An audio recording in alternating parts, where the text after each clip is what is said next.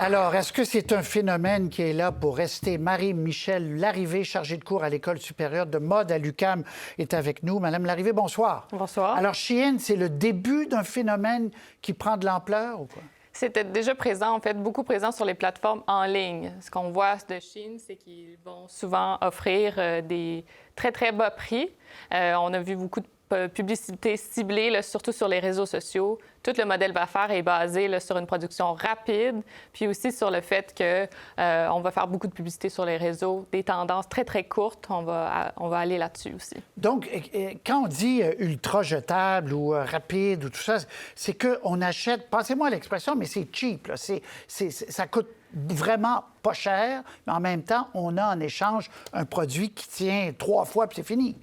On achète vraiment pas cher. Ça peut être 3 un T-shirt ou 7 une robe, par exemple, mais on a le produit, le résultat de ce prix-là. Hein? Ça fait que c'est très, très bas, la qualité. On va parler de 4 à 7 fois, on va le lavage, puis après ça, c'est plus bon.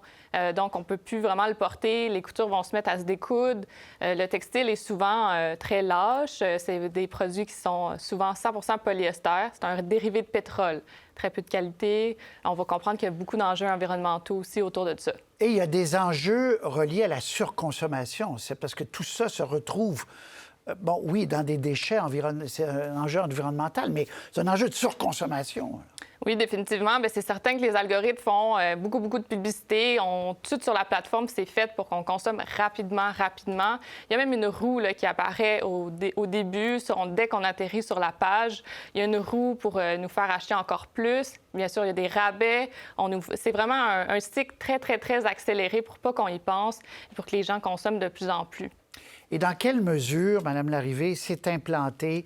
Je veux dire, les gens achètent à travers la planète. Là, c'est chinois. Est-ce que c'est partout, dans tous les marchés, ils sont présents et ils distribuent partout dans le monde? C'est ce qu'ils essaient, en fait, de percer tous les marchés. Il y a certains des pays qui ont décidé de légiférer.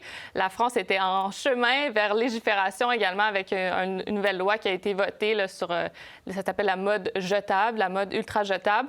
Et finalement, bien, ça, c'est dans plusieurs années. Donc, c'est pas encore sur le marché. On tente de légiférer. C'est pas nouveau. Tous les activistes environnementaux, tous les gens qui œuvrent pour le respect des droits de la personne, le savent, les enjeux qui sont autour de ça. On va faire produire des vêtements à très bas coût. Quand il y a un bas coût, il y a quelqu'un d'autre qui paye à côté par ses droits. Il y a quelqu'un d'autre qui va vraiment prendre ça puis payer de son labeur. Là. Mais de tout temps, est-ce que c'est pas aussi le propre de la mode à grande échelle? Les T-shirts faits, on le dénonce depuis des années, le travail des enfants dans les usines. C'est pas nouveau, ça. C'est juste qu'ils ont poussé ça à l'extrême.